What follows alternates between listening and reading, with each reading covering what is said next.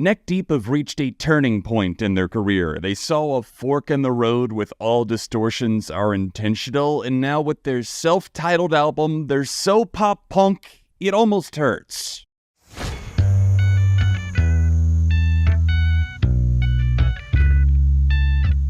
Hey neighbor, welcome back to Beyond ARTV. My name is John. It's time for a quick review of the new self-titled Neck Deep album from the Welsh pop punkers. I got into this band because of their 2015 album Life's Not Out to Get You, which still remains one of my favorite records of all time, not just in the pop punk scene. They have a hooky, hard-hitting sound that's easy to identify with, especially if you're into pop punk music, and it's one of the top reasons that they've been an industry leader in this genre for a decade now. Their music is seeing a lot less attention than it was even 5 years ago, and for once, I actually think this might be a good thing because it lifted some of the pressure off of them and allowed Ben Barlow and the rest of the band to create a project that definitely feels more true to their roots.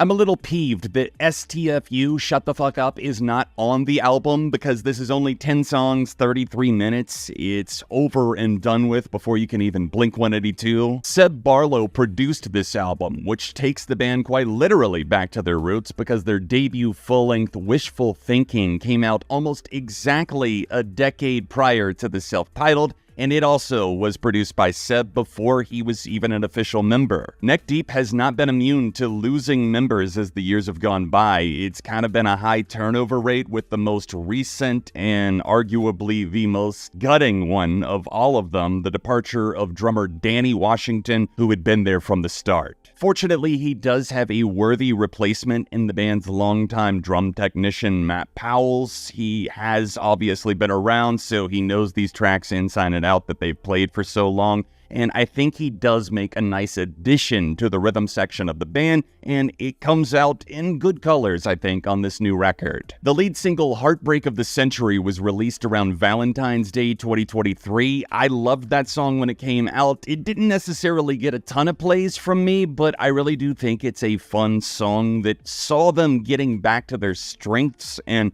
amplifying the hooks. They released 3 more singles. My favorite ended up being We Need More Bricks, but the others weren't really bad. Take Me With You and It Won't Be Like This Forever.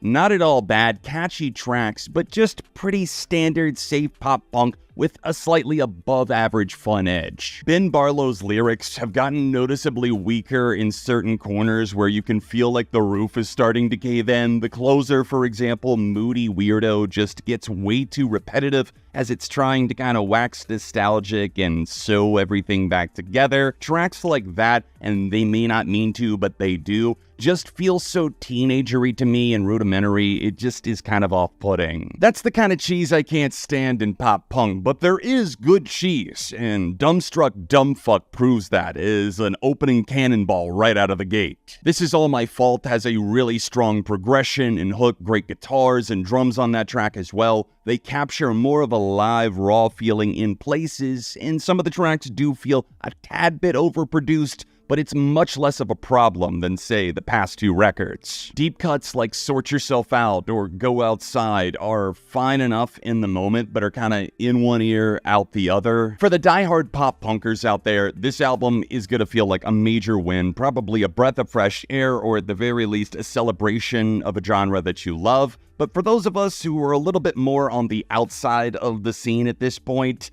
I think the album accomplishes what it sets out to do, and it's return to basics, returning to their strengths, but it also, while having that good, has a little bit of that, oh, we've heard this many times before. I'm curious to see what you guys are thinking, but for me, Neck Deep's self-titled record is getting a strong 3, light 3.5 out of 5. Thanks for watching. Be sure to hit that like button on your way out. These were just my thoughts, so share yours on the new Neck Deep record in the comments down below. Check out some more of my reviews on screen, and I'll see you soon.